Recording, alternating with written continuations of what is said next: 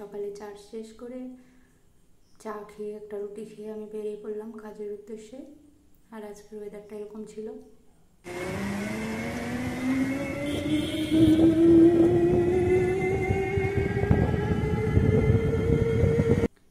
তো আমি আমার প্রাইভেট প্লেনে করে পৌঁছে গেলাম স্টোরে এসে একটু চা খেলাম। চা খেয়ে তারপর কল যেগুলো ছিল সব করে টোলে নিলাম।